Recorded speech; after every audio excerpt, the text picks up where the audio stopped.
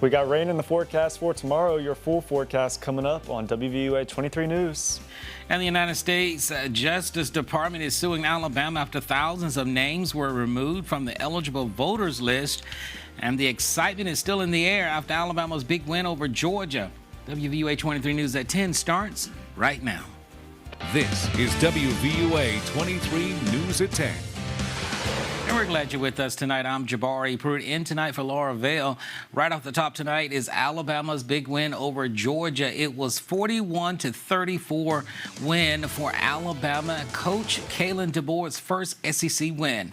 WVUA 23 sports anchor Alex Booth is here. And Alex, it was a nail biter all the way down to the very last moment. Yeah, Jabari, last night turned quickly from Alabama cruising to a victory to an instant classic win that Crimson Tide fans will not forget for a long time.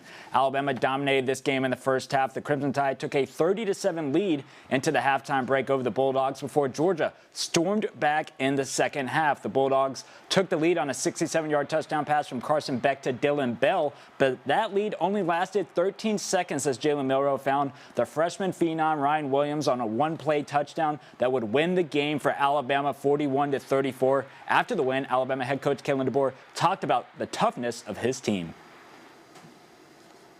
Proud of the way we played. It took 4 quarters, and obviously there's some times where they made a run there, and the second half in particular. But just proud of the way our guys kept fighting, kept playing. I think we continued to learn every single play and grow, and you see that at the end with ZB's interception. Guys saw it a couple times, them throwing the ball up in the air and really just laying it up there, maybe even sometimes underthrowing it, and just in great position. And I will have more coverage and sound from players and coaches from post-game coming up later in sports. Jabari? Alex, thank you. Our rescue efforts are underway as communities across several states are dealing with the aftermath of Hurricane Helene. In North Carolina, emergency responders rescued more than 200 people from floodwaters, while more than 60 people in Buncombe County are still unaccounted for. About 2.5 million people are still without power in 5 states today. Ivan Rodriguez is in Keaton Beach, Florida. Communities in the southeast are grappling with widespread devastation after Helene made landfall as a Category 4 hurricane on Thursday. Asheville, North Carolina is experiencing the worst of it as entire communities have been trapped by floodwaters.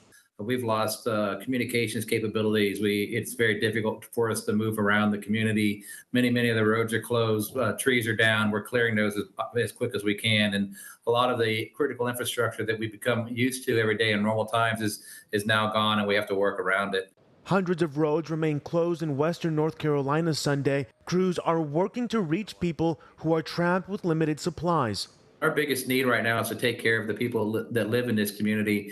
We need water desperately. We have yet to receive any water. Millions of people remain without power across several states, including Tennessee, where dozens had to be rescued from floodwaters on a rooftop of a hospital.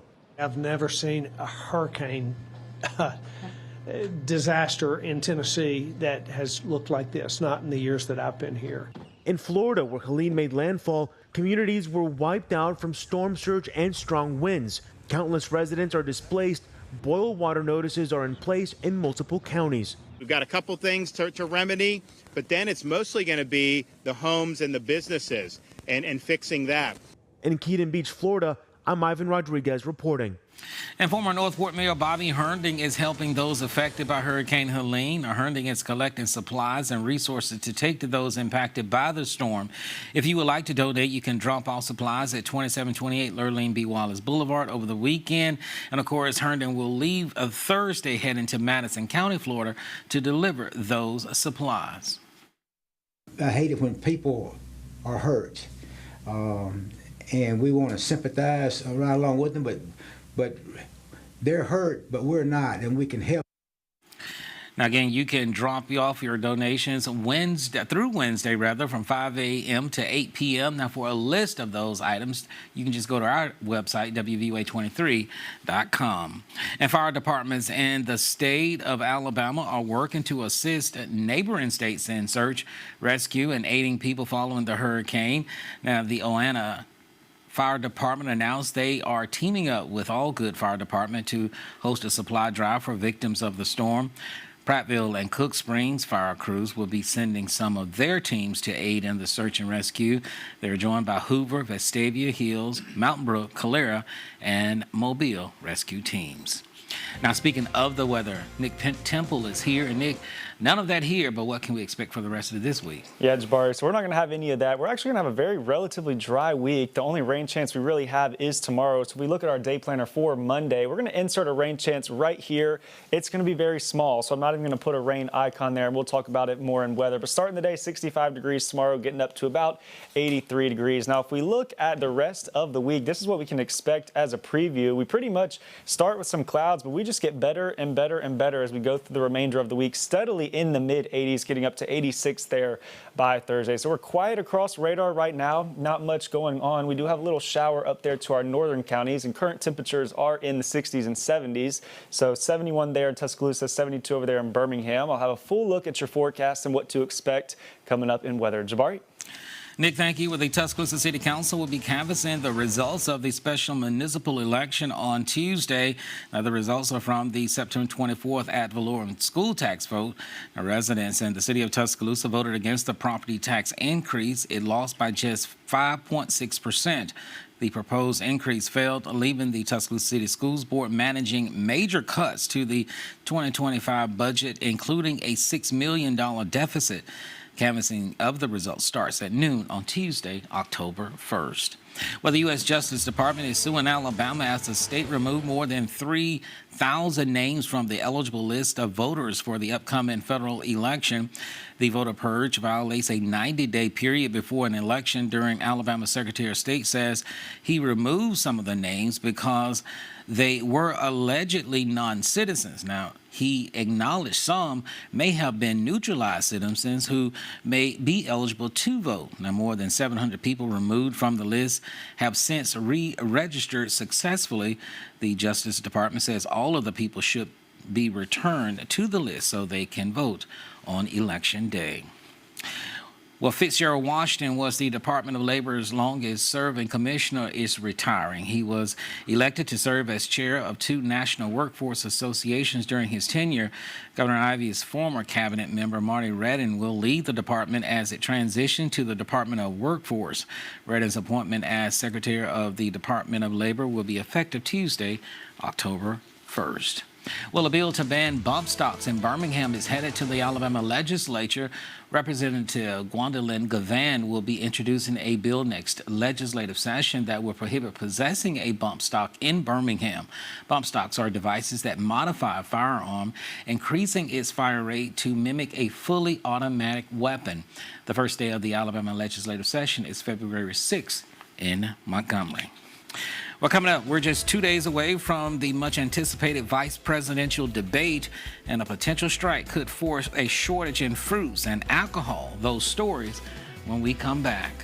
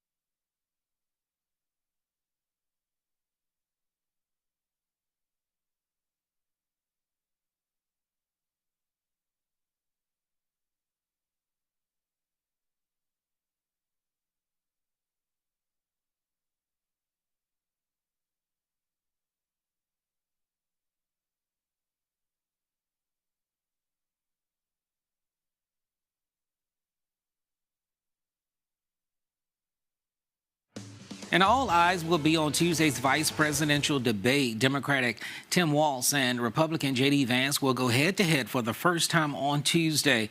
The Associated Press says the two running mates have the chance to reshape the political landscape. Now, the microphones of J.D. Vance and Tim Walz will remain live during the debate, even when their opponent is speaking. Now, the debate will be Tuesday, October 1st at 8 o'clock on CBS. Well, longshore workers on East and Gulf Coast ports could go on strike as early as Tuesday, which could choke off many popular products. Businesses have been watching the strike deadline, and many are doing what they can to prepare for a shutdown. Now, it could lead to shortages of chocolate, alcohol, and popular fruits, including bananas and cherries. An extended strike could also lead to shortages of certain cars. On top of that, it could mean higher prices for goods that are available. We got some showers possible for your Monday. I'll have the full forecast for the week coming up in weather.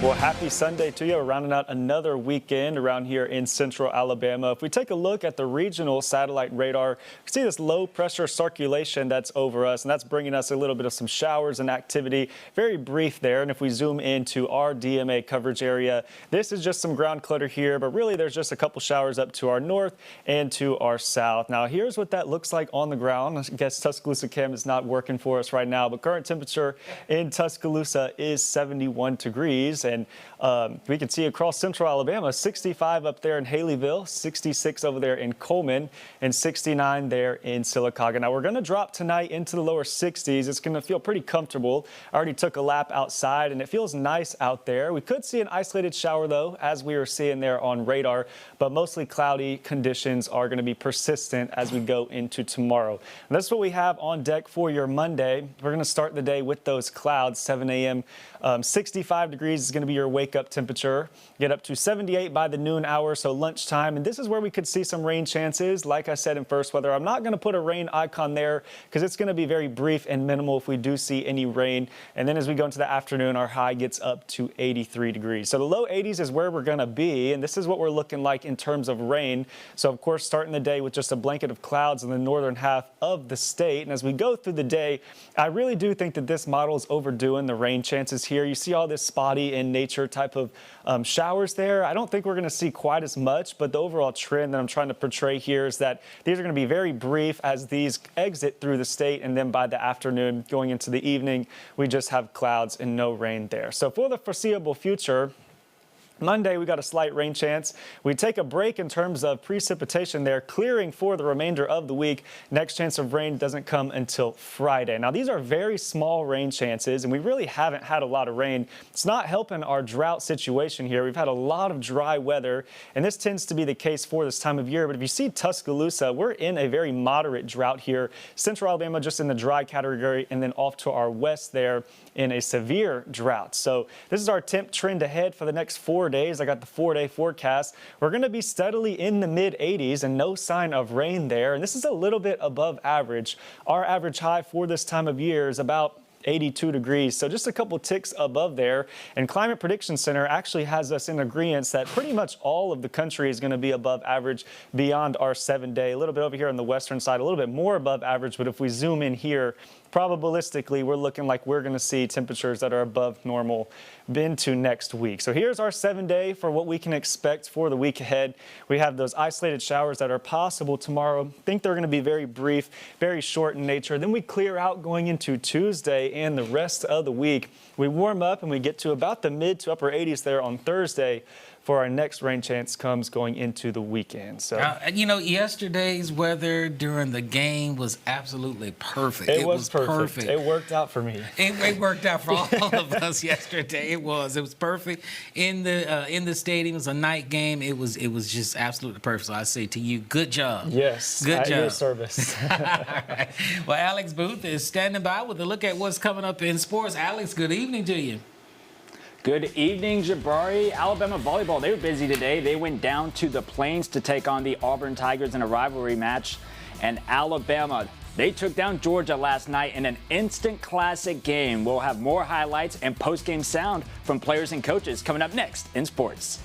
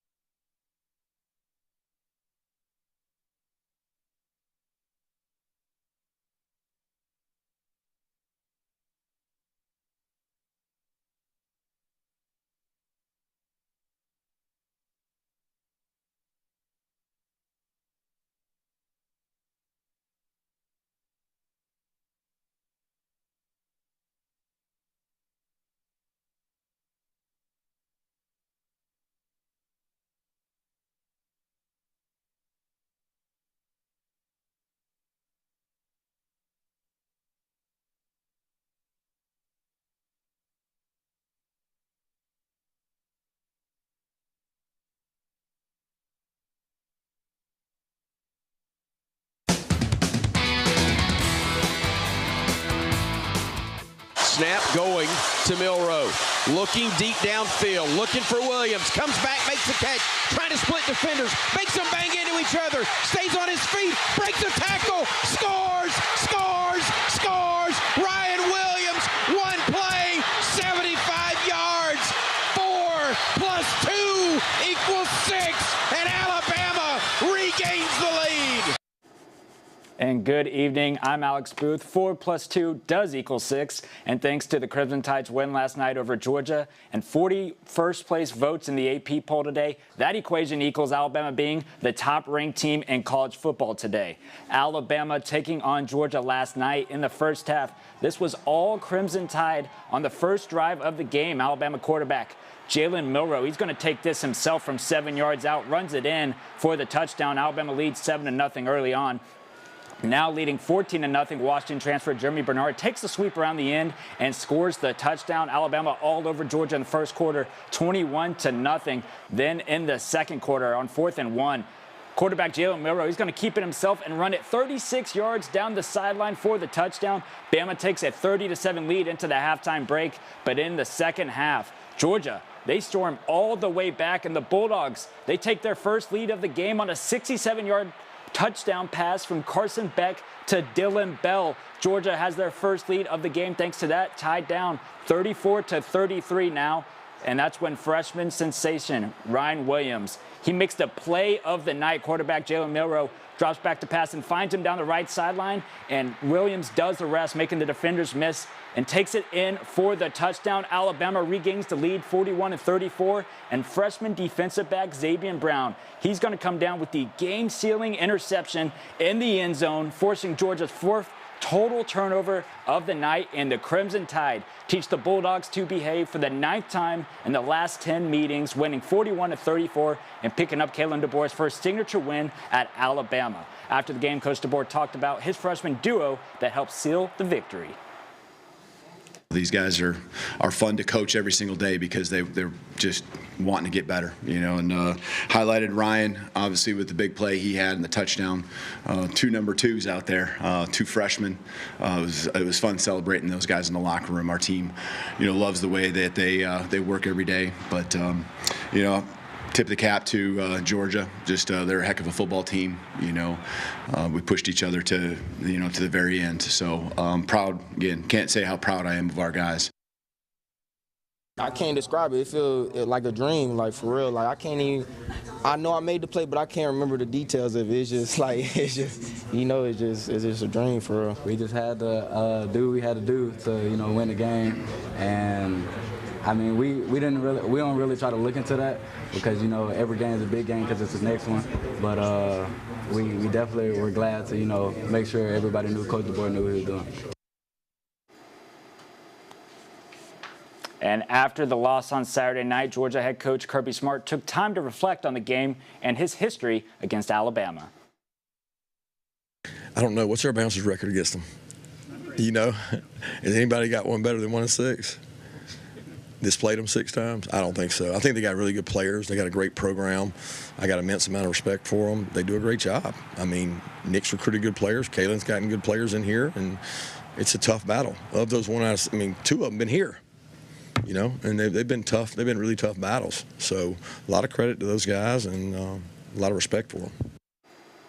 Now time for Bama in the NFL Week 4 action. Xavier McKinney, he's loving it in Wisconsin as he comes up with his 4th interception in 4 games for the Packers.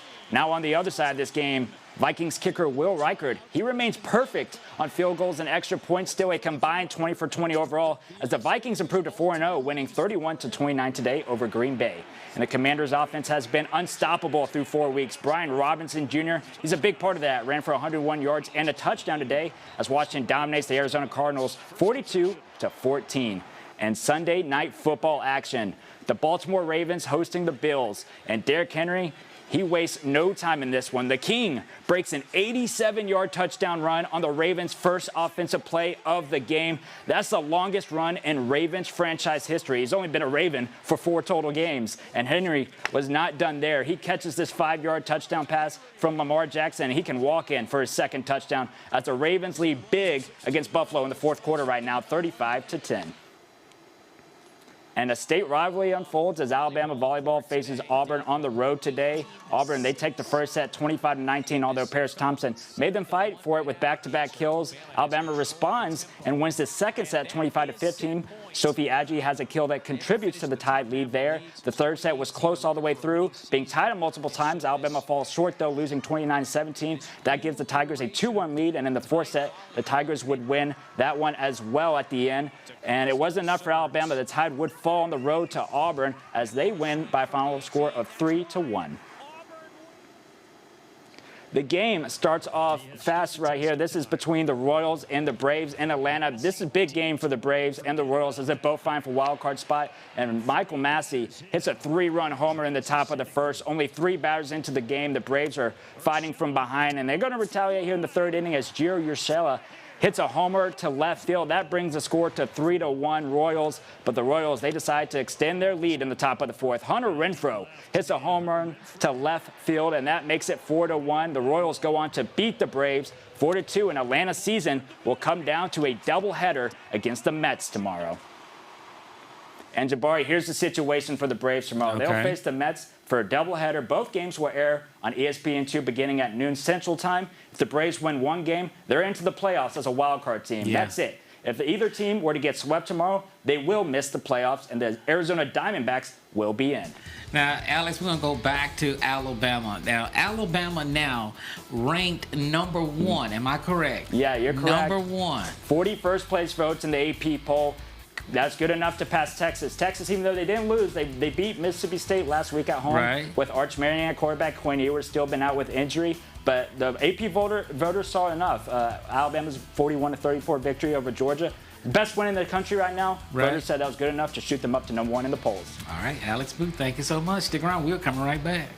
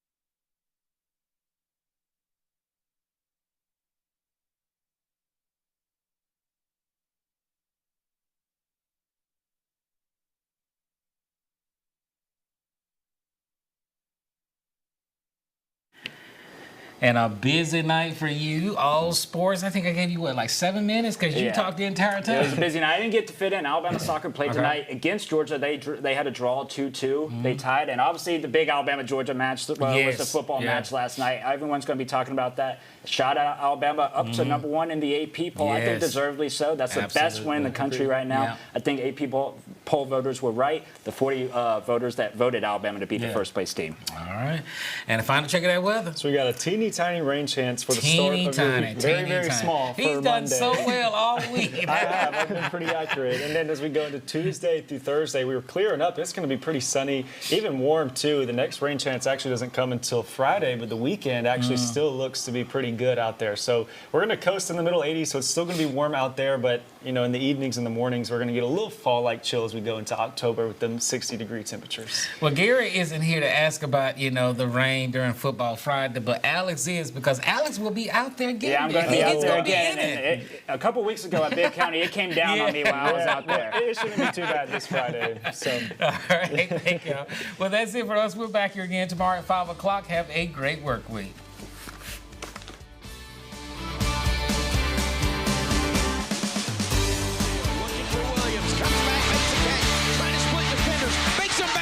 Other stays on his feet, breaks a tackle, scores. Ryan Williams, one play, 75 yards, 4 + 2 = 6, and Alabama regains the lead.